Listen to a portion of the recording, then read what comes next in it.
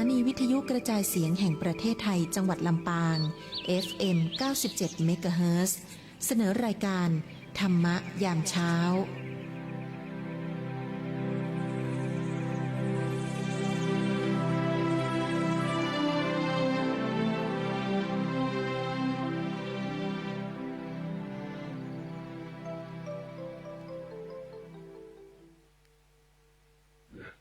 ขอ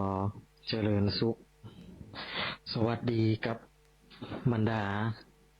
ศรัทธาเฒ่าแก่พ่อแม่พี่น้องศรัทธานักศิลป์นักบุญเฮาทุกคนทุกท่านที่ได้รับฟังสถานีวิทยุยามเจ้าอย่างเช่นเคยทุกเจ้าทางสถานีเฮาก็ได้มีธรรมะทุกเจ้า1 ชั่วโมงก่อนตีสถาเฮาจะได้ไปทำการทำงานจะได้ทำภารกิจก็ต้องเอาธรรมะเข้าลูบเข้าฉโลมจิตฉโลมใจเสียก่อนก็วันนี้ก็เป็นหน้าที่ของตุเจ้าวัดบ้านไห่ศิลาทองได้มาทำการจัดรายการวิทยุให้บรรดาพ่อแม่พี่น้องได้รับฟังซึ่งก็เป็นโครงการเป็นนโยบายที่ดีเพราะว่าช่วงเจ้าก็เหมาะสำหรับการฟังธรรมะยามเจ้าก็ขอให้ท่านคณะศรัทธาทุกคนทุกท่านได้ปราการมารับฟังสนับสนุนสถานีเฮาถือว่าเป็นสถานีใหญ่แพร่หลายไปหลายตีหลายต่างรับชมรับฟังตีบ้านตีจองหรือตีทำงานในรถได้เปิดวิทยุฟังก็ดีเปิดโทรศัพท์ฟังก็ดีหรือว่าฟังย้อนหลังก็ดีก็ต้องขอเจริญสุขกับพ่อแม่พี่น้องทุกคนทุกท่านที่ได้มาฟังก็ขออนุโมทนาเพราะว่าเฮาอยู่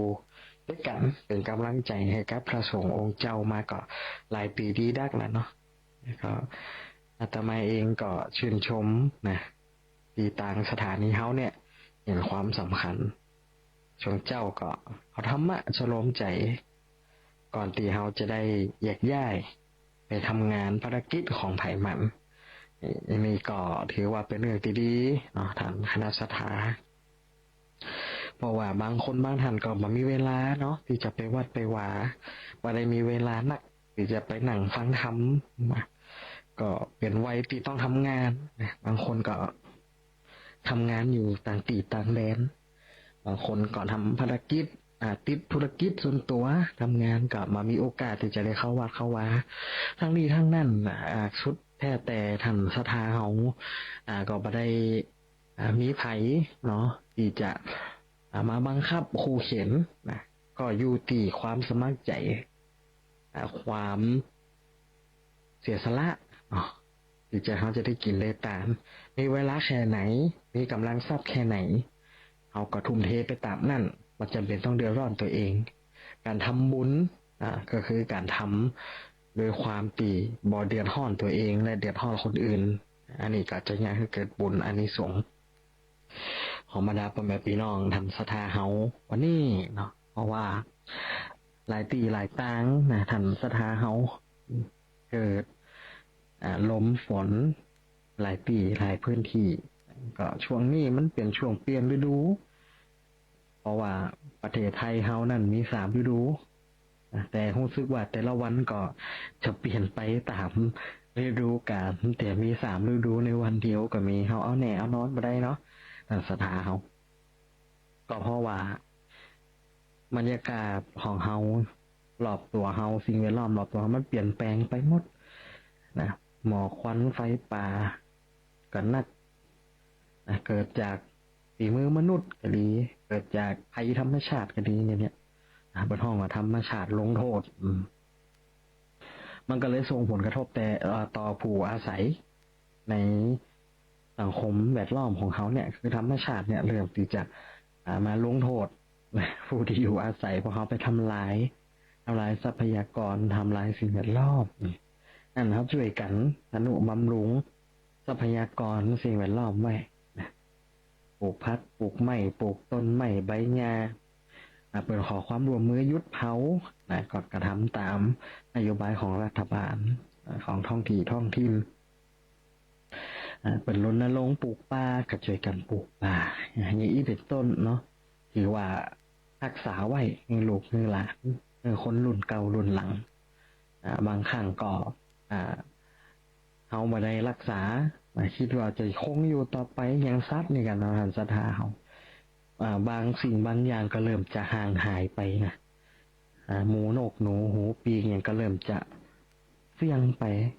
ตามวัฏจักรของมันเพราะว่ามันก็มีวันที่สูญพันธุ์เพราะว่าเขาไม่ได้รักษามันไว้เขาคิดแค่ว่ามันก็คงจะมีแหมเนี่ยนะแต่ถ้าวันใดมันหมดละเขาก็เสี่ยงไปเนี่ยมาได้หันลูกหลานเขาก็มาได้หันด้วยการอนุรักษ์รักษาเอาไว้ก็ต้องขอเจริญสุขท่านที่เข้ามารับชมรับฟังทุกคนทุกท่านเนอะแต่วันนี้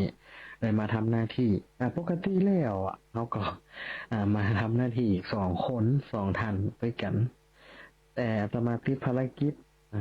เนี่ยที่อูไปอูแล้วก็อูแหมเนาะติดภารกิจได้มาทำหน้าที่อยู่ที่อำเภอเมืองปานเพก็บ่ใครได้กลับบ้านไหลศิลาทองก็เลยจัดรายการเดียวครับท่านพ่อครูมาเปลี่ยนสลับกันไปมันแต่ก็อาตมาก็จัดรายการดำเนินรายการเองบางครั้งก็ท่านพ่อครูก็ดำเนินรายการไปเองก็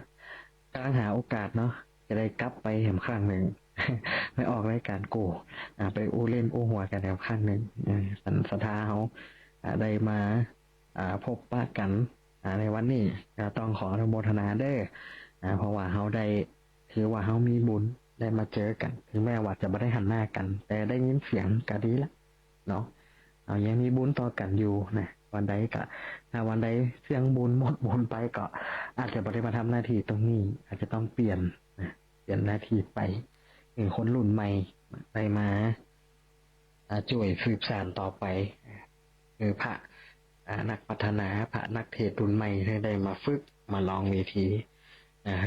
กับบรรดาพ่อแม่พี่น้องได้รับฟังรับชมกันเนาะวันนี้ท่านศรัทธาเฮาตั้งอกตั้งใจจดจ่อรอฟังว่าจะมาอูเรื่องอย่างมีประวัติมีตำนานอย่างจะมาโอมาจ่าช่วงนี้เนาะท่านศรัทธามันใกล้ปีใหม่ปีใหม่เมืองเฮาก็จะมาละวันสังขารหลองวันเหนาวันพญาวันปากปีปากเดือนเนี่ยก็ใกล้เข้ามาละเนาะก็เป็นวันที่คนไทยให้ความสำคัญโดยเฉพาะภาคเหนือเขาคนเมืองเราจะให้ความสำคัญกับปีใหม่ก็ถือว่าเป็นการเปลี่ยนศักราชใหม่เปลี่ยนปีใหม่นะก็จะมีการทำนายทายทักดูเมื่อต่อหมอตักว่าเป็นมาเป็นไปจะได้วันใดมีเคราะห์มีโจกมีลาภพอเกณฑ์เป็นภัยจะเป็นจะได้บ้านเมืองจะเป็นจะได้ก็จะเป็นการทำนายของแต่ละทำแต่ละพื้นที่ทำแต่ละฉบับก็บ่เหมือนกันก็จะมีการทำนายที่แตกต่างกันออกไปอันนี้ก็ศรัทธาเขาก็ ได้อนุรักษ์รักษาประเพณีวัฒนธรรมแห่ไม้งามกำสีคนซ้ายเข้าวัดอันนี้ก็มีหลายๆวัดได้จัดอยู่ถือว่าเป็นประเพณีวัฒนธรรมที่เป็นรากเหง้าของคนเมืองเฮาเนาะช่วงนี้ก็ใกล้ปีใหม่ละศรัทธาเฮาทุกคนทุกท่านก็ลูกหลานปันเต้าอยู่ต่างจังหวัดต่างตีต่างๆก็คงคิดว่าจะได้กลับมาอยู่ดูแลเที่ยวแอลกับปู่ย่าตายายกับพ่อกับแม่เป็นวันครอบครัวได้อยู่ด้วยกันได้มากินข้าวกินน้ำได้มาร่วมวงสนทนาสังสรรค์เฮฮากันเป็นธรรมดาปีใหม่ที่เขาจะได้อยู่กับครอบครัวอันนี้ก็เป็นเรื่องที่ดีเพราะว่ามามีใครเข้าใจเขาเต่าครอบครัวของเขาอย่างกับค พ่อกับลูกแม่กับลูกก็เหมือนกันมาว่าพ่อกับแม่จะดุด่าว่าให้อย่างใดแต่ในใจแล้วก็ยังฮักลูกอยู่ถึงแม้ว่าลูกทำผิดพ่อแม่บางคนก็ยังทำใจบ่ได้ก็ยังที่จะช่วยเหลือจุนเจือลูกอยู่ถึงแม้ฮู้ว่าลูกบ่ผิดนะอย่างเงี้ยเพราะว่าความฮักของพ่อของแม่นั่นมันแน่นแฟ้นครอบครัวเฮาก็เหมือนกันสถาบอกว่าปีไหนก็แล้วแต่อาตมาเจียวมาบางคนมันก็มาเหมือนกันเนาะ100ครอบครัวก็จะมีสัก30-40ครอบครัวนะก็น่าจะมาถึงเกิงเนาะน่าจะมีสัก20ครอบครัวนี่แหละที่มันมาสามัคคีกันพ่อแม่นี่100%ก็จะมีสัก10% 20%นะตีป้าลูกไปในทางที่ผิดดีก็น่าจะมีอยู่ แต่ทั้งร้อยแล้วความฮักของพ่อของแม่ความผูกพันของพ่อของแม่นั้นมันยากที่จะตัดออกได้ดังนั้นครอบครัวเนี่ยถือว่าเป็นสถาบันหลักของคนในครอบครัวเป็นสถาบันแรกเลยสถาบันครอบครัวที่จะต้องมีพ่อมีแม่มีลูกมีหลานต่างเต้ามันมีแผนเข้าใจต่อครอบครัวเฮาดังสถาเฮานั่นปีใหม่ลูกหลานตันเต้าปิ้งมาได้มาอยู่พร้อมหน้ากันเมื่อนั้นไหนได้มาปะกันก็มัดมือตื้อขวัญผูกคอต่อแขนถือเข้าเอาขวัญเนาะมัดมือปั่นศีลปั่นป้อนหูลูกหลานตันเต้าน้ำหัวผู้เฒ่าผู้แก่หรือประเพณีที่เฮายึดถือและรักษากันมาเพราะว่ากุศโลบายแรกก็คือต้องกลับมาเพื่อจะอยู่พร้อมหน้าพร้อมเพียงเฮียงตากันกับครอบครัวเพราะเป็นสิ่งที่หิ้งมาได้ละมาได้เนาะครอบครัวมันอยู่ในสายเลือดสกุลมันอยู่ในสายเลือดถึงแม้ว่าเป็นแม่หญิงไปอยู่กับสามีอยู่กับผัวไปเปลี่ยนนามสกุลแต่ว่าสายเลือดจะได้มันก็คือรากฐานของคนในครอบครัวบ่ได้ลืมครอบครัวบ่ได้ลืมกำพืชบ่ได้ลืมรากเหง้าของตัวเองเนาะอย่างที่เป็นโอไว้เอาว่าคนเฮาเนี่ยมาอยู่ที่ไหนก็แล้วแต่ปัดปีปัดตางปัดถิ่นไปอย่าลืมรากเหง้าอย่าลืมกำพืชของตัวเองนะเป็นต้นนี่ก็เป็นข้อคิดเล็กๆน้อยๆนะบางคนก็จะมีอยู่นะบางคนมีอยู่ที่แบบว่ากลัวคนอื่นว่าคือสังคมเฮาบ้านเฮาเขาต้องยอมรับเข้าใจภาษาพลังว่าบูลลี่ คนเฮาชอบบูลลี่ชอบไปว่าเปิ้นนะชอบไปเซ้ยเปิ้นชอบไปว่ากันแนกกันแหนชอบไปดูถูกดูแคลนเปิ้นก็มีอยู่คนประเภทนี้สมัยตะก่อนพระอาจารย์เองอาตมามีเปื่อนบ่ใช่เปื่อนเอาเป็นรุ่นปีอาตมานี่เป็นคนอีสานคนอุดรคนอุดรแล้วทีนี้มาอยู่บ้านเฮาอยู่ลำปางคนสมัยก่อนว่าเปิ่นเนาะคนลาวเป็นอีสานว่าเป็นคนลาวนะก็แปลกเพราะว่าบางคนสมัยแต่ก่อนห้องเขาเป็นคนดอยว่าเขาอยู่ที่ลาบสูงเขาอยู่ทางเหนือเขาอยู่ในป่าในดอยของห้องเขาคนดอยคนป่าคนดอยนะแต่กับเขาไปห้องหมู่เจ้าเขาก็ว่าเป็นคนดอยเป็นคนอย่างกับเขาก็ว่าเป็นไปอย่างสังคมเขาเป็นสังคมที่บูลลี่เก่งเหยียดเป็นเก่งอันที่นี่ไอ้เนี่ยมาอยู่บ้านเขาแล้วก็มีเวลาไปกินไปกินไปต้านไหนก็ดีไปแอลไหนก็ดีไปซื้อขอบซื้อคว้าทำเตียบเปลี่ยนโทรมาแม่เขาโทรมาทางอีสานพุ่นโทรศัพท์กันภาษาไทยคนที่อยู่ในโทรศัพท์ภาษาลาวภาษาอีสานคนที่ห้ามก็ภาษาไทยนะเขาอย่างมาเดียมแต่เขาก็ว่ากันเนี่ยภาษาบ้านตัวเนี้ยอย่างภาษาไทยนั่นมันว่ากว่าเขากว่าเขาพอนะกว่าเขาว่าเป็นลาวอีกนะว่าหลากเงาของคนเฮาจะได้วะมันเป็นจะได้เนาะหลากเงาอาจารย์นี่ต้องยึดถือเนอะอยู่จะไหนยังปัดแต่ปิ๊บปัดนี้ลืมเลยห้ามลืมคนเฮามาจากดินอย่าลืมจะไปอยู่ตินไหนก็แล้วแต่ อย่าไปอยู่ไปอยู่ที่ไหนก็แล้วแต่ดินก็คือดินนะย่ำอยู่ในดินเหยียบพื้นดินก้มพอเท้าตัวเก่าที่เขาย่ำอยู่ก็คือดินนั่นก็คืออย่าลืมตัวเองอย่าลืมรากเหง้าเฮามาจากที่ไหนนั่นพระอาจารย์จะถืออย่างอีมากมีลูกศิษย์ลูกหาก็จะอุ้ยเรื่องธรรมะนะบางครั้งก็บางคนก็ติดหรูไฮโซนะลืมที่บ้านเนี่ยที่เพลงว่าเราอย่างก็เพลงแหน่ดาวมหาลัยนะกินปลาล่าปลาแจวมาได้นะก็ฟังอย่างกันแล้วแต่ว่าจะพอหนังฟังเพลงกับพอฟังให้มันได้คอคิดนะบ้านสังคมบ้านเฮานี่ทุกปีต่างสมัยปัจจุบันนี่นะชอบบูลลี่กันนะแต่ว่าก็มีคนยืนยัดต่อสู้ว่าสมัยปัจจุบันนี้ไม่ควรที่จะดูถูกเหยียดหยามบอกว่าจะบูลลี่กันนะโลกมันไปไหนถึงไหนมันก็คนต่างประเทศเป็นจับมือถือแขนเป็นหอมแก้มจูบปากกันเปิดกำว่าอย่างกันพอเป็นธรรมชาติมันก็บ้านเฮานี่หันปัญญาอย่างน้อยเอาละ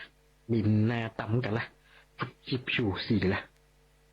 มุ่ยปากใส่กันละเนี่ยอีมันกำได้เนาะ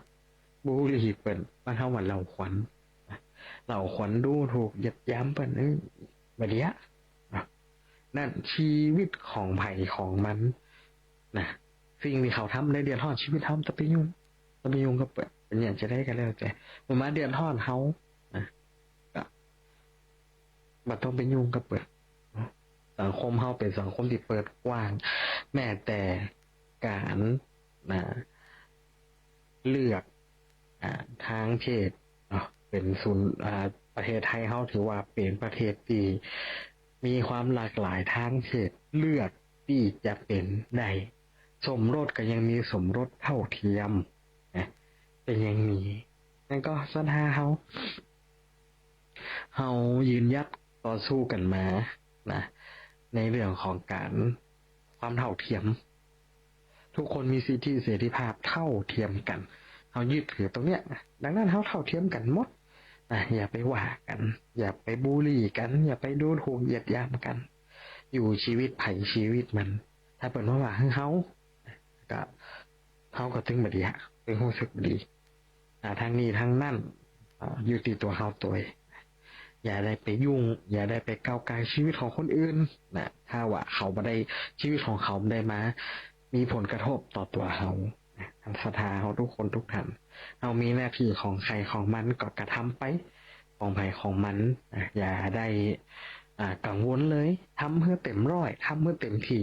พระอาจารย์ก็เหมือนกันเวลาได้ทำหน้าที่อย่างเนี้ยทำเพื่อเต็มที่ใครจะว่าจะได้ก็ได้แต่มันตึ้มสนใจมีก็ทำบุญบูชาโทษโปรดสัตว์ได้บาปนี้บางครั้งจะใจการใจงานเขาปุ่นโอดีแปลงนั่นแปลงนี่ด่าขอบด่าคัวจ่วยทำนั่นทำนี่ให้กำเตอเดี๋ยวไปเอามาล่ะเดี๋ยวแล้วการเลี้ยวงานตึ้มปากหอกกันตึ้งว่าดีว่าให้ขอบคุณกับตึ้งนี้เขาก็ไม่ได้ต้องการคำขอบคุณจากไผแต่ว่ามนุษย์ผู้คนเฮาต้องอยู่ในพื้นฐานของกตัญญูคือการฮู้คุ้นเปิ้นเนี่ยจ่วยเหลืออย่างเฮาต้องฮู้บุญฮู้คุณเปิ้นสุดท้ายมาฮักหลังกันอย่างอีก็บ่ถูกต้องนั่นเวลาพระอาจารย์ได้รับผิดชอบอย่างก็จะทำให้ดีที่สุดถ้าได้ช่วยนะจะทำให้ดีที่สุดบางครั้งก็ช่วยเปิ่นนักล่ำไปกำดีมาเนาะบางครั้งอย่างอาตมาเองช่วยเปิ่นนักล่ำไปช่วยทั้งกายช่วยทั้งใจช่วยทั้งทรัพย์บางครั้งก็เสียทรัพย์เสียสินมาก็มีอยู่แต่เขาทำด้วยใจเขาชอบเนาะชอบในการช่วยเหลือโดยเฉพาะเขาเนี่ยแล้วในสิ่งที่เขาเนี่ยนั่นได้รับคำชมดีมากดีมาช่วยขอบคุณเด้อวันหน้าวันตามาช่วยเห็นแต่บอกเคยที่จะไปทำแล้วเพื่อหวังผลตอบแทนเนออาตมานี่ไม่ได้หวังผลตอบแทนอะไรอย่างเลยแม้แต่เป็นเงินเป็นทองเป็นอย่างเฮือก็ดีบ่เฮือก็ดีถ้าเฮือก็ดีถ้าบ่เฮือเหล่าให้น้อยอันนี้โอลื่นมาได้นะนั่นเฮ เขาจ่วยต้องจ่วยคือสุดแหงจ่วยคือเต็มร้อยถ้าเขาจ่วยเต็มร้อยจริงๆเนี่ยมันต้องไปจ่วยไปละอยู่ห่างๆดูอย่างห่วงนะมันต้องไปจ่วยเปิดละถ้าเขาคิดว่าเขาบ่ไหวมันต้องไปจ่วยแล้วอย่าไปคาดขวางเปิดเพราะว่ามือไม่พายอย่าเอาเท้าเรานะหมายความว่าคนตีพายก็พายไปคนเนี่ยก็เนี่ยไปคนที่มันเนี่ยก็ตึงมันเนี่ยนะเลยเนี่ยเกิดความเดือดร้อนความเกลียดความเบื่อหน่ายก่ายจังกันไปเหียอย่างเอี้ยสันสทาเฮาอันนี้ก็ยกตัวอย่างคือสทานะท่านสทาเฮาแต่ละคนแต่ละทางก็คงจะมีเนาะ ก็คงติดจะ แบบมีแบบอีเนาะก็คงติดจะเข้าใจกันนะต้องเข้าใจช่วยเหลือกันนะที่ไปอู้ไปเล่าเปิดคือกำลังใจดีที่สุดอย่างอาตมาเองจะอย่างที่เขาย่ำไหวเปิ่งพระเปิ่งเน้นเขาบางครั้งก็ด้วยความที่ว่าหนึ่ง อยากกันเปิดว่าอยากคนเดียวอีพิมพ์แต่อยากกันหลายอย่างเล่นเนี่ยบางครั้งอยากกันโอ้มันถึงมันแล้วมันถึงมีหันอย่างเนาะแต่ว่าสิ่งที่บ่เคยลืมเลยก็คือว่าถึงแม้ว่าจะใจเปิ่นจ่วยเขามีอย่างตอบแทนก็ซื้อเป็นหน้าเป็นขนมเป็นอย่างแจกเป็นกำลังใจเปิ่นมีเงินทองมีอย่างไปเฮือเปิ่นก็ซื้อของซื้อคนนี้เปิ่นห้องว่าน้ำจิตน้ำใจแบ่งปันกันไปประเทศไทยสังคมเฮาแต่ก่อนเปิ่นห้องว่าโพยข้ามหัวหรอก แล้วก็พระจันทร์เป็นบ้านพระจันทร์ยะปีน้อง3 บ้าน 4 บ้านหัวเดียวกันหมดนะวันนี้กินแกงหยังเหยื่อไปวันนี้กินต้มไก่บ่มีไหมอย่างกระแบงมันไปยื่นกันไปอันนี้เป็นสิ่งที่ดีสร้างกระชับมิตรไมตรีก็ประเทศไทยที่ไหนเป็นลูกเป็นหลานเป็นญาติพี่น้องเนี่ยอยู่ที่บ้านเฮาก็ช่วยเหลือเกื้อกูลกันไปข้ามหัวหลอดหัวกันไปจากตีเคยดีกันเคยอยู่ด้วยกันผลประโยชน์ไม่ลงตัวการตกลงบ่ลงตัวแบ่งตีแบ่งตั้งแบ่งเงินแบ่งทองป่อตายแม่ตายแบ่งทรัพย์สมบัติอันนี้อย่าให้พี่น้องพิษอย่างกันพิษหัวกันอันนี้พ่อจ๋าเป็นคนรุ่นใหม่ถามว่ามีพี่มีน้องก็มีพี่มีน้องเขาก็อายุ20ไปป30เตี้ยก็ยังหนุ่มอยู่ถึงแม้ว่าจะหน้าเท่าก็ตามพ่อแม่มีทรัพย์สมบัติอย่างก็มีติดเนื้อติดตัวของพ่อของแม่เป็นมรดกตกทอดปู่ย่าตายายมีก็มีทรัพย์สินของพ่อของแม่มีก็มีแต่ว่าเขาหันการแตกแยกของขอบไว้หันทุกอย่างหันหมดนะมันอยากขึ้นในใจใครแค่ได้ยังก็เอาไปมันต้องแบ่งเฮ้ก็ได้แบ่งเฮ้ก็ได้แบ่งเฮ้ก็ได้ถ้าแบ่งเฮ้ก็ดีถ้าแบ่งเฮ้ก็ดีว่ากันนะมันต้องมาแบ่งต้องมาป่าต้องอย่างกันก็คือว่าเอาตามใจลูกหลานเป็นว่าแต่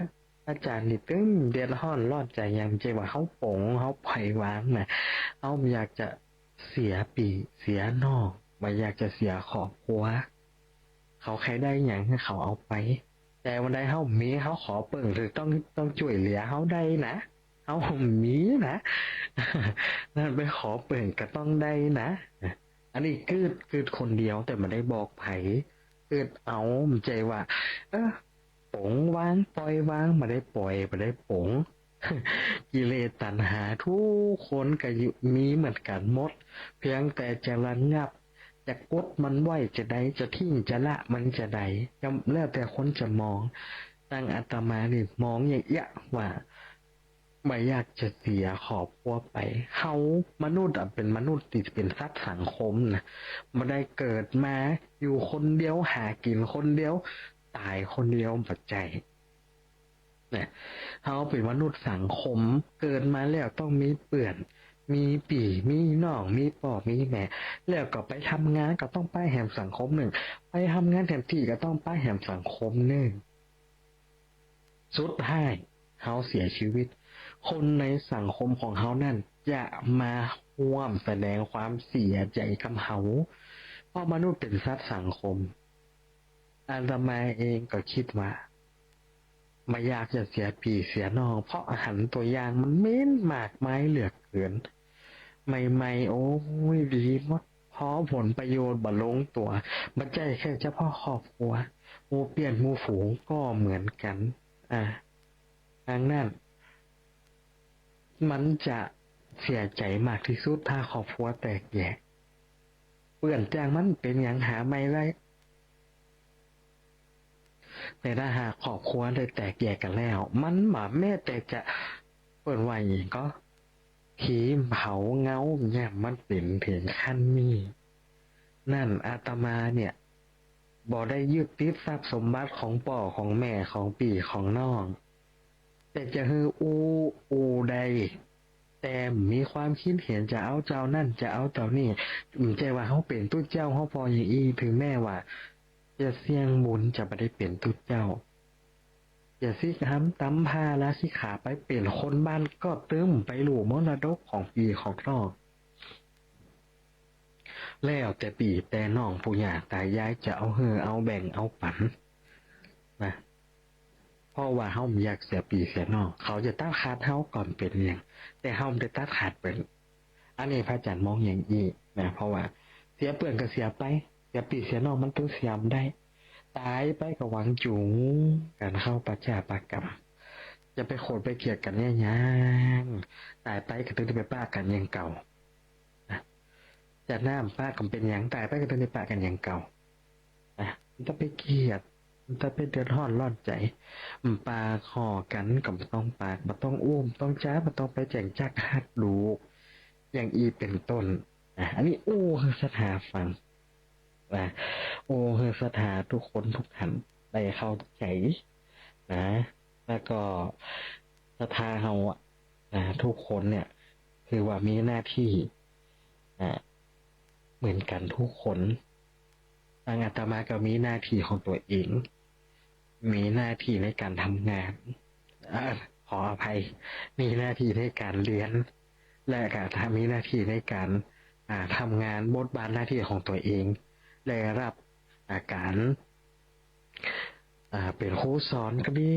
ได้ทำหน้าที่ในของคณะสงฆ์ก็ดีก็ต้องทำงานได้ถึงทำงานนะทำงานของทุกเจ้าเนี่ยไม่ได้หมายความว่าจะไปหับจ้างแบกหามอย่างแต่การทำงานในแบบของทุกเจ้าศรัทธาก็ต้องหาเลี้ยงชีวิตเลี้ยงปากเลี้ยงท้องเลี้ยงลูกเลี้ยงหลานเลี้ยงป่อเลี้ยงแม่ต่อไปนะทุกคนมีปัญหาและอุปสรรคอาจารย์เองเนี่ยเคยทุกคนมันมีหมดเนาะแต่ว่าไม่อยากจะยกตัวอย่างไผจะยกตัวอย่างตัวเก่าทุกคนมีปัญหาและอุปสรรคหมดจะไปขึ้นว่าจะได้มาตุกกับตัวเก่าไม่ใช่ทุกคนมีปัญหาและอุปสรรคอาตมาก็มีปัญหาและอุปสรรคบางครั้งมันจะมีอย่างมาขัดขวางอย่างเฮาห้องว่าพญามารเอาละนะมีพญามารมาละเขาจังห้องว่าพญามารมันจะมากวนเฮาเวลาเฮาเกิดดีทำดีอย่างตอนเฮาบ่ทำดีเขาคิดบ่ดีมันก็จะมาเตรียมเฮาแหมทำเลยขางหัวเนี่ยตึ้มดีแต่แล้วเนาะพญามารเนี่ยมันบอกมาเปลี่ยนมารแต่ทุกคนมีหน้าที่มีการทำงานของตัวเองหมดทุกคนมีหน้าที่ภาระหน้าที่หมดบางครั้งเขาเนี่ยอันอย่างก็แล้วแต่มันจะมีปัญหาและอุปสรรคผู้คนมีมดอุปสรรคปัญหานะอาจารย์เองเนี่ยเคยคิดเนาะตอนนั้นเขาเป็นละอ่อนคนสมัยตะกอนไปถึงว่าเอาไว้นะช่วงหน้าเนี่ยหน้าแรกนี่หน้าพนอย60หน้าอันปีใหม่สงกรานต์นี่ตอนว่าอาจารย์ก็ยังเป็นพนอยอยู่ม.3 จบแล้วอยากจะที่ทำตำภาพว่ายังหันเปลี่ยนหันโฟงซิทิกแล้วเขาไปเขาทายหกมือพอ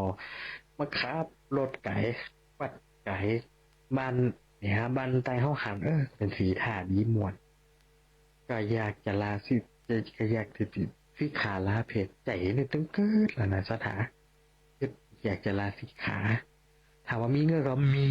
แต่อย่างสิก็เปลี่ยน ใครสิแต่ก็มันบอกผมถูกเนาะพอเขาขึ้นจะเอี้ยเมื่อคืนมารับฝันฝันว่าซิกเอาไปแล้วใช้ชีวิตตั้งนอกแล้วก็บ่ไหวแล้วก็ปีกมาบวชแหมฝันจะอีตลอดเป็น10 วัน 10 คืนปุ่นน่ะฝันที่เอี้ยก็เลยตัดสินใจว่าโอ้มันซิกดีกว่าเขาฝันนี้ยังแต่เลยนะสถาอ่ะมันเหมือนกับว่าบุญเฮามันเสี่ยงอ่ะหมุนผาเหลียงมันหมดอย่าเปิ่นมาบอกไว้ถ้ามึงซึกเดียวนะน้อยมึงตึงได้มาบวชแล้วก็จะไปขี้พายชาวบ้านกันนะโอ้บอกตูเจ้าหนักอย่างจะได้พอพระนะซิกไปแล้วกลับไปไหนมันหลอดไปตุกป่อตุกแม่พุ่นเปิ่นเฮอมันมาบวชให้เหมาะอันก็กรรมปัจจุบันมันจะดีนะ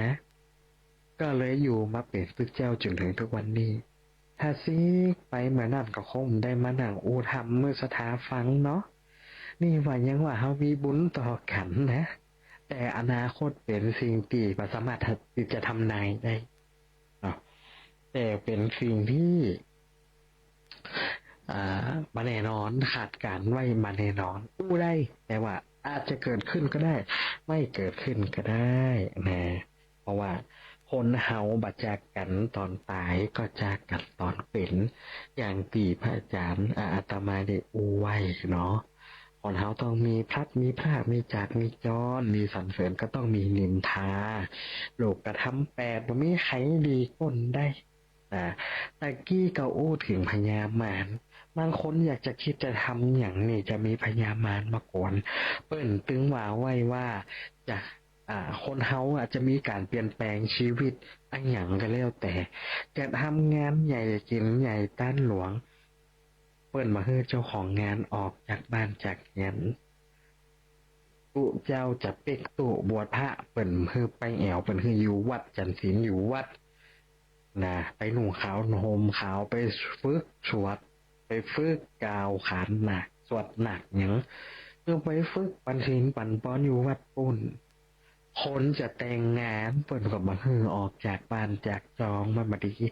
ออกพัดไปแล้วมันก็จะจากกันไปเหี่ยอย่างอีปอคนเปิ่นหือคนจะห้าปริญญาเปิ่นก็มาฮือออกไปไหนมาฮือเฉลิมฉลองกันเตียนะ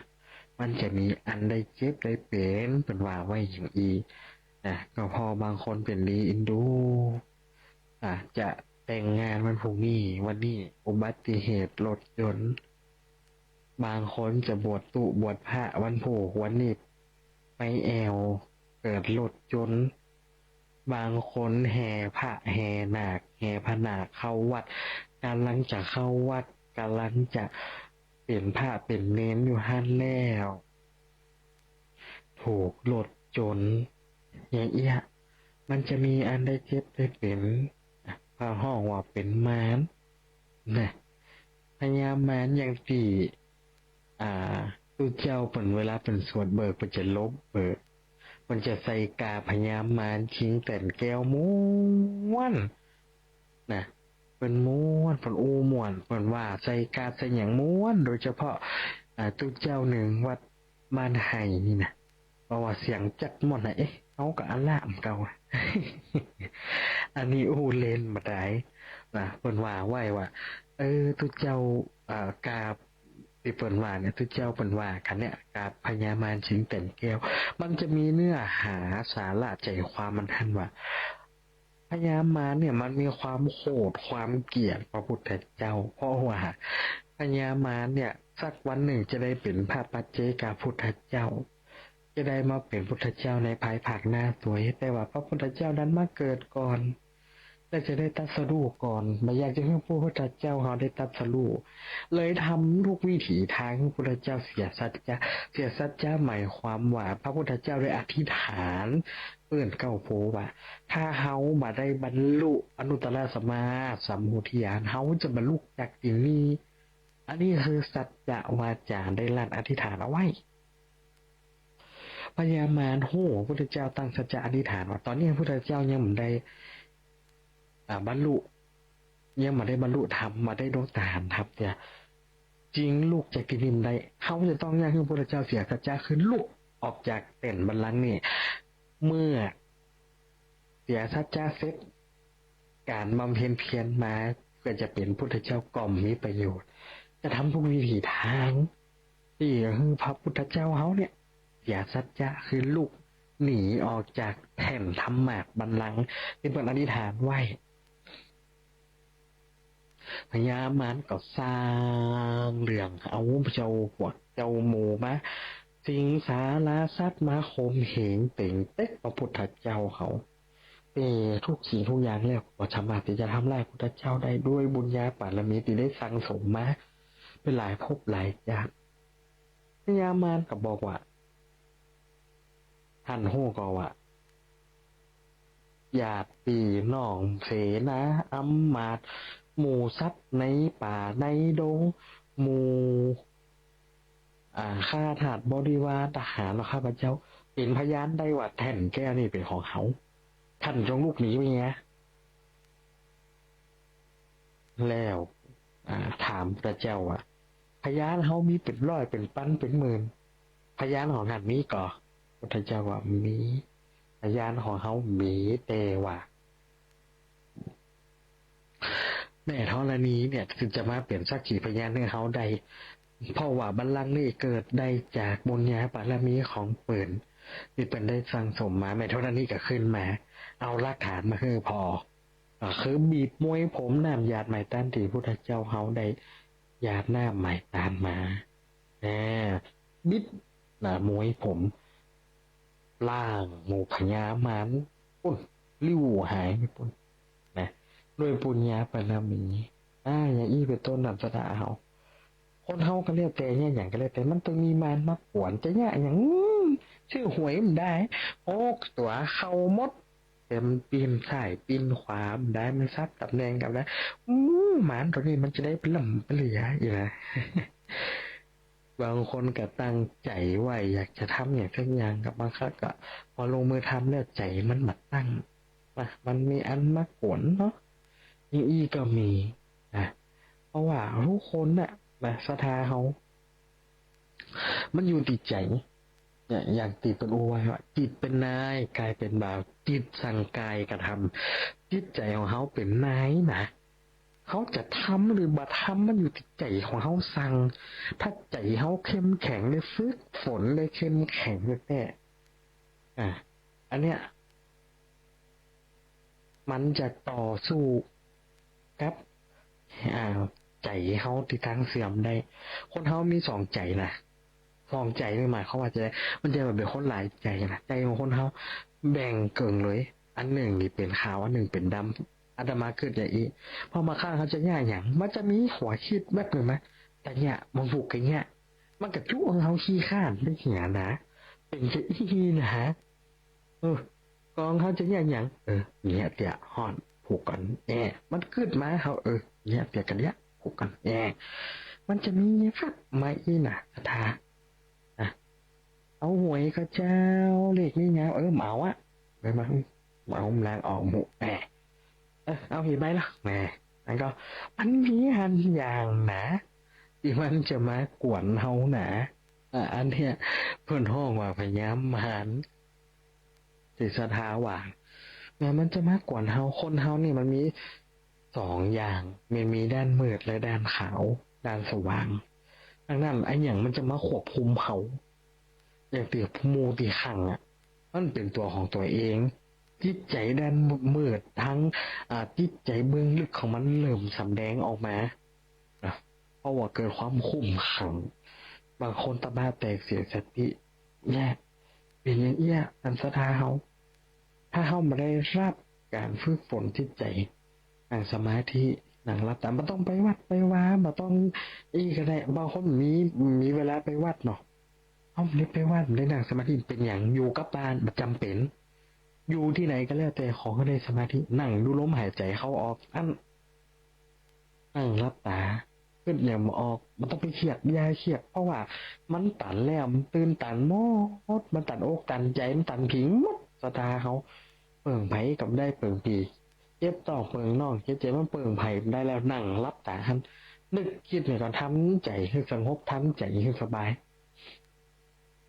แล้วก็ตั้งเก้าใหญ่ไหมถ้ามันอิดมันท่อมันเลยกับนั่งรับตาคิดไหมคิดพิจารณานั่งให้เกิดสมาธิบริเขียดบางคนความเขียดมันสะสมไปเรื่อยๆไปเรื่อยๆนะแล้วพอมันระเบิดมามันมาฟังไขเกิดการคิดลึกคิดสั้นคิดโอ้จะทำลายร่างกายตัวเองทำลายร่างกายคนอื่นบันดาลโทสะโจกปืนมายิงปืนเพราะว่าอย่างโคตรเพราะว่าเกลียดจะสองอย่างเนี่ยมันโคมใจเฮาอยากใจเฮานี่คือตัวตนของเฮานะสถาคือตัวตนของเฮาร่างกายนี่มันคือของเฮาไม่อาศัยเปิ่นเฮามาอาศัยเปิ่นจิตใจของเฮาเนี่ยเป็นตัวตนของตัวเราใจเฮาเนี่ยสิ่งที่จะบ่งบอกนิสัยดีนิสัยมันดีจะนิสัยหน้าฮักมันหน้าฮักก็อยู่ที่อ่าการกระทำอยู่ที่ใจของเขาส่งผ่านร่างกายแล้วอย่าให้เกิดการกระทำออกมาดังนั้นจิตเป็นนายไก่เป็นเบาคมที่ทมใจเขาไว้ซะทะคอยที่จะรักษาจิตรักษาใจเขาไว้อย่าในให้มันเป็นไปตามอารมณ์ชั่ววูบบางคนว่าอารมณ์ชั่ววูบนะอย่างละเด็กละอ่อนวัยรุ่นนะจี้หน้าด่าป่อด่าแม่ขอเงินขอท้องมาได้บางคนก็มีนะบางครั้งมันก็อาจจะเป็นตัวตนของเขานะที่ไม่ได้รับการอบรมทางสอนอบรมบ่มเพาะมาอย่างอีกก็มีนะแต่ก็ไม่ได้ว่าคือไผแต่ก็ขอคือหูจักข่มจิตข่มใจของเฮาแต่อย่างก็แล้วแต่ข่มจิตข่มใจไว้หั่นมันต้องไปว่ามันต้องไปตีโพยตีพายมันต้องไปว่าอย่างนั้นครับอย่าเนาะข่มจิตข่มใจเฮาไว้อย่าให้พยายามในเบื้องลึกของเขามันขึ้นมาออกอารวะอย่าให้เปลี่ยนเขาเป็นคนละคนไปอันนี้พยามารเรื่องพยามารอยู่ในบทพาหงส์นะพาหงส์มหาการพาหงส์สหัสสมาพีนิมิตสาวุทันตังครีเมฆรังอุทิตโคและจะเสนะมาลังแหน่เป็นท้องเป็นเจ้าเป็นสู้ทุดกันนะนี่แหละสันหาเฮามันอยู่ในบทส่วนในบทแหลกเนาะวันหน้าวันตาเขามันเล่าเป็นบทไปให้สดาฟังนะติดติดตามตอนต่อไปนี่ล่ะถ้าปฏิดตามตอนต่อไปเมื่อเดี๋ยววันติดมาฟังเนี่ยละเหียวันอื่นนี่ฟังจะเจียพร้อมเจ้าหนึ่งมานำใครฟังอันนี้อูเล่นนะก็น้อยอกน้อยใจหมดเก้าถ้าเปิ่นฟังแหมอันนี้ศรัทธาเฮาถือว่าคือความสำคัญกันนักนะเพราะว่าเฮาพอตลอดเนอะไผไผคอมเมนต์อันนี้ทักทายปราศัยกันไปนะบางคนบางท่านรับฟังอยู่ที่ไหนอยู่ที่บ้านอาตมาชอบเนอะที่มีหลายคนกำลังขับรถไปทำงานเปิดฟังวิทยุรายการธรรมะทุกวันเจ้าซื่นใจจะไปทำงานยังบักขาดธรรมะนะแต่ผ่องเล่นผ่องมันมีเป็นธรรมดานะเลยสไตล์ทุกเจ้าหนึ่งเดี๋ยวจะเล่นนักก็บ่ได้บ่จะว่าหัวจะว่าเต้นะก็ไม่ได้จะเป็นการสร้างการสอนเพื่อเขาศรัทธาเขาจะไปว่าทุกเจ้ามาสั่งมาสอนทำมาคือความโห่แนะนำกันไปบ่ได้จะมาสั่งมาสอนไผลำพังตัวอาตมาเองเป็นผู้ด้อยปัญญาเป็นผู้น้อยด้อยปัญญาปัญญาก็อาจจะมีน้อยนิดนะเต่าแข่งมดแดงพาทีก็ต้องขออภัยเพราะว่าเขาเป็นพระรุ่นใหม่สไตล์การการจาการเตะการทำกันอย่างเขาก็จะไปตามสไตล์เขามาเล่นหนักเกินไปมาจริงจังมากเกินไปเรียนหัวกับสถาไปอย่างอีขอสถาเขาจะไปถือเนอะด้วยสนับสนุนลูกหลานตันเต้าเจ้าหนึ่งต่อไปพอดีได้ละได้เลยกันนะเพราะว่าจะต้องมีกำลังจะต้องมีกำลังใจต่อสู้เพื่อจะได้มา เตดน้ำเตดทำคือศรัทธาฟังต้องมีกำลังใจรักษาเนื้อรักษาตัว แต่โอ้ยรักษาเนื้อรักษาตัวทุกคนเป็นเหมือนกันหมดเดิมเดี๋ยวนี้นะเนื่องจากว่าผลกระทบจากหมอกควันไฟป่าหรืออะไรยังมาว่าไฟป่ากับไฟคนมาว่าที่มันจุดกันตั้งวันนี้นะได้เข้าไปทางจมูกทางปากแล้วมันเหมือนขออภัยนะมันเหมือนกับเสลดหรือขี้เตอร์เนี่ยติดขำเขาจะมันตึงมาหายเป็นจะอีตลอดแล้วแต่อาตมาคือคนเดียวนะจะเล่นโหข้าวปีใหม่เนาะขึ้นปีใหม่มาเป็นไข้หวัดใหญ่เป็นไข้หวัดใหญ่แล้วที่นี่เนี่ยโอ้ซึกว่าหลังจากหายจากไข้หวัดใหญ่ทันมาเนาะก็เหมือนจะหู้ซึกว่าร่างกายบ่สมบูรณ์เลยนะร่างกายเหมือนจะบ่สมบูรณ์อันอย่างนิดอันอย่างน้อยก็รู้เป็นหวัดเป็นไออันอย่างนิดอันอย่างน้อยก็รู้เป็นไข้เป็นเมื่อยเนี่ยนะเพราะว่าหู้ตัวเองเลยเนอะหู้ตัวเองนะก็เลยคิดไว้ว่าถ้าเป็นไปได้รักษาตัวเองมาเพื่อเป็นไข้เป็นอย่างการไม่มีโรคเป็นลาภอันประเสริฐไปถึงว่าไว้ลำเดียวนี่ก็เขาตัวตุ้ยตัวใหญ่ก็เขาตุ้ยขึ้นมาแหมโฮมเดียวนี่เสียดูกเสียเอ็นเนี่ยมโหสถานเจ็บแข็งเจ็บเอ็นมีแต่เอ็นมันจังมันเข่งลำไปก็เขาเดินมันโมโหก็เขาตุยโมโหเขาก็โมโหแต่ถ้าเป็นไปได้ห้ามมีโรคเลยเนาะสถานเขาจะไปได้เจ็บได้เป็นนะโดยเฉพาะผู้เฒ่าผู้แก่คนเฒ่าคนแก่ติดจะตามมานี่การหกล้มการต่าวบางคนต่าวแล้วเป็นตั้งดูกตั้งเอ็นปุ่นหนาเป็นตั้งเส้นเลือดปุ่นหนานอนติดเตียงผ่องเป็นอัมาพึกษ์อัมาผาดผ่องต้องใจไม่เต้าไม่งามอันเนี้ยสถานเขามันเป็นอย่างนี้ดังนั้นรักษาเนื้อรักษาตัวมันต้องเจ็บต้องเปลี่ยนดีกว่าเนาะอันนี้พ่อเป็นห่วงศรัทธาทุกคนทุกท่านเพื่อในรักษาเนี่ยรักษาตัวไว้โดยเฉพาะเดียวเนี่ยมันเป็นหมอกควันไฟป่าเป็นฝ้าเป็นฝนเป็นอย่างก็คือรักษาเนื้อรักษาตัวเอาไว้นะขอบอกให้กับท่านคณะสถาเฮาทุกคนทุกท่านเพราะว่าชีวิตของคนเฮามาเกินมาหนึ่งครั้งก็ต้องตายหนึ่งครั้งถ้าว่าร่างกายของเฮามันชำรุดทรุดโทรมแล้วมันมีอะไรเปลี่ยนมันเหมือนรถยนต์ที่หาได้ง่ายๆตามกาลตามดีนี่ร่างกายเขาสุดโทรมแล้วก็สุดโทรมแหนสุดโทรมแหนแบบไปได้มันมีวันสิ้นสุดนะอยู่ก็ขอให้สร้างคุณประโยชน์จากไปก็ขอให้เปิดได้เหล่าลือในคุณประโยชน์ที่เขาสร้างอย่าให้เปิดได้ไปกล่าวไปอ้างไปว่าเขาบดีอย่างนั้นใช่เสียหน้าลูกเสียหน้าหลานเขาหมดอยู่เขาก็ต้องช่วยเหลือเกื้อกูลกันคนเขาอยู่ปอปันปอร้อยปอนี่สักคน100 คนจะถึง100นี่10 คนเก่งจริงนะจะเลย100นี่นะนอกนั้นกับ70 80 90ก็ยังหายากนะสถานเดี๋ยวนี้คนเท่า70ก็หายากแต่ยังจะเหลืออยู่80 70ก็นักอยู่70 80ก็ยังนักอยู่อย่างเงี้ยนะเวลาเขายังอยู่มีชีวิตต้องช่วยเหลือเกื้อกูลกันต้องหันอกหันใจเพราะว่าคนเฮาจากตอนเป็นกับจากตอนตายต้องแยกแยะอย่าไปยึดติดอย่างนั้นเคยมีเหตุกรณีอันนี้เมื่อน่ะสมัยเป็นพระใหม่ๆเป็นพระน้อยจำมาได้แต่เมินแล้วเนาะก็อีแม่คนหนึ่งเป็นจะขึ้นเฮียนใหม่แล้วก็เอาด้วยความที่ว่าเขาเป็นลูกตุลูกพระเป็นเปิ่งเข้าเปิ่งน้ำเปิ่ง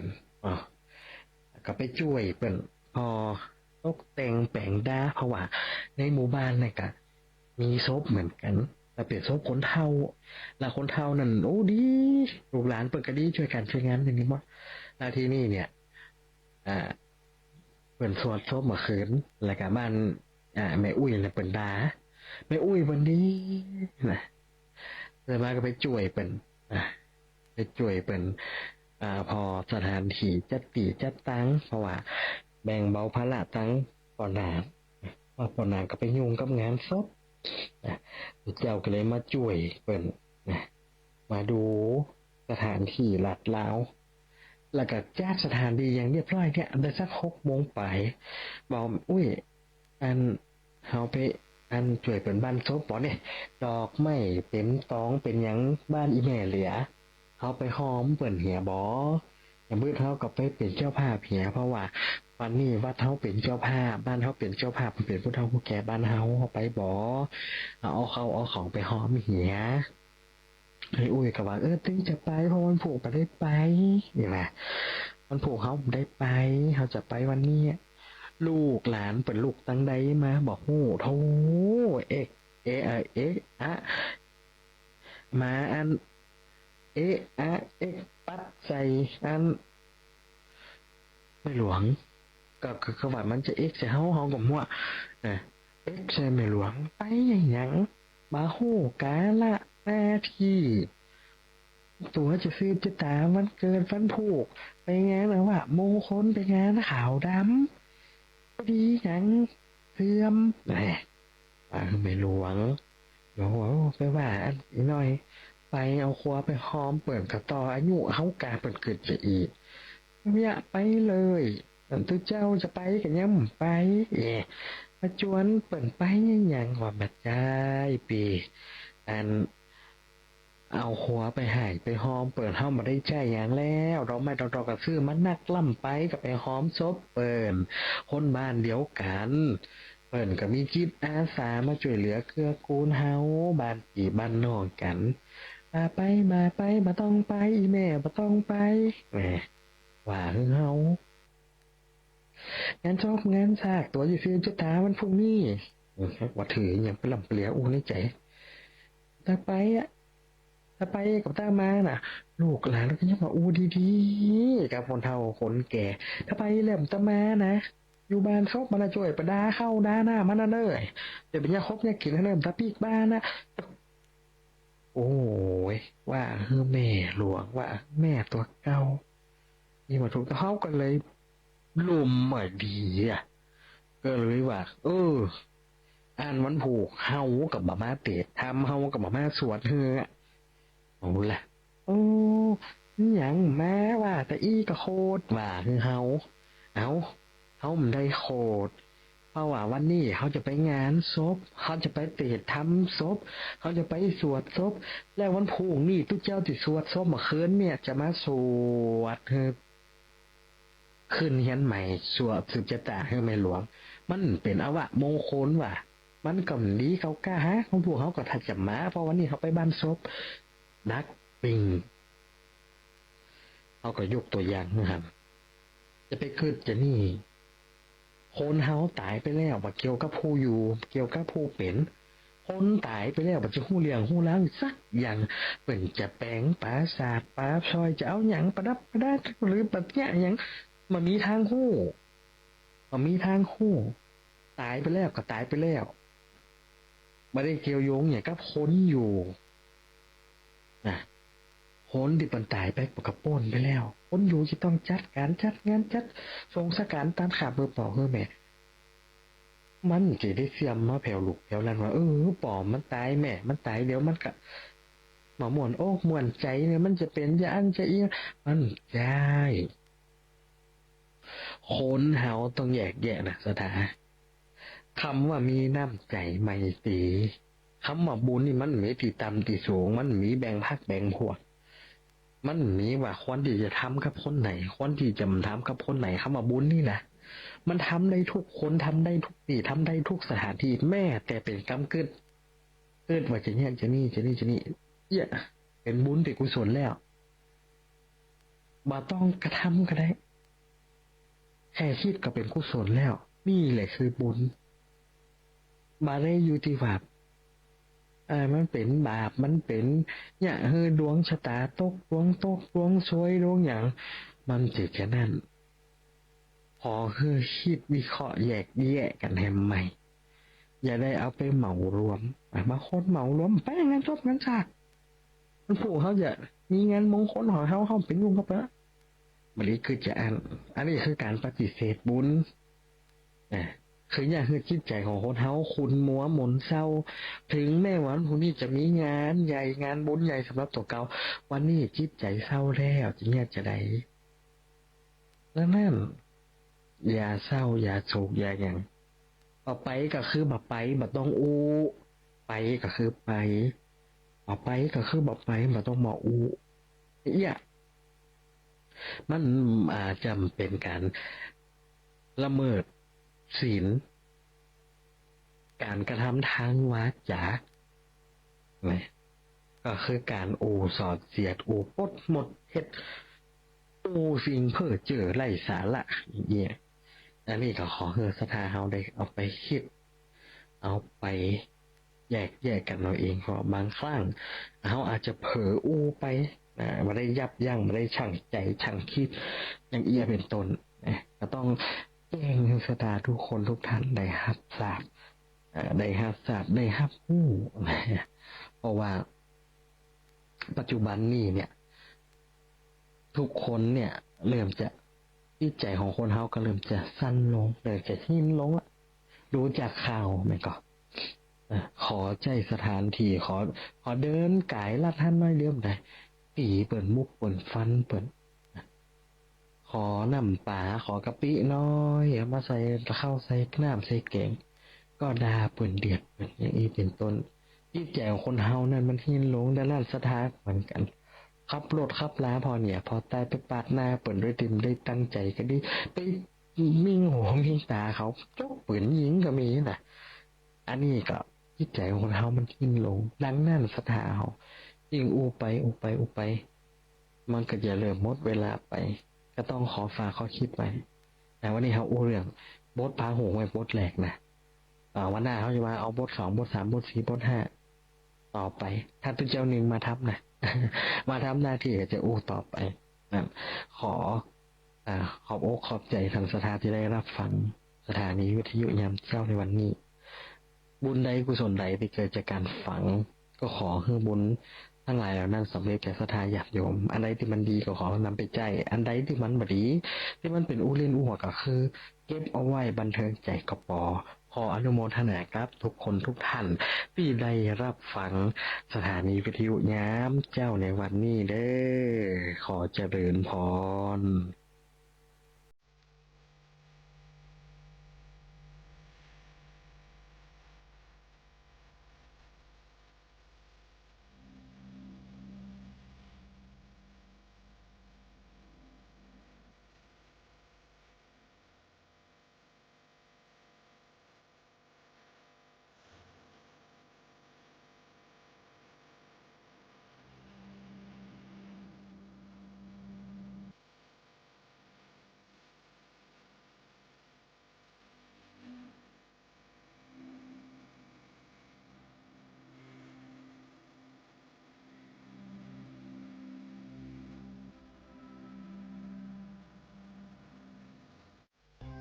ติดตามรับฟังรายการธรรมะยามเช้าได้ใหม่ในวันและเวลาเดียวกันนี้ทางสถานีวิทยุกระจายเสียงแห่งประเทศไทยจังหวัดลำปาง FM 97 เมกะเฮิรตซ์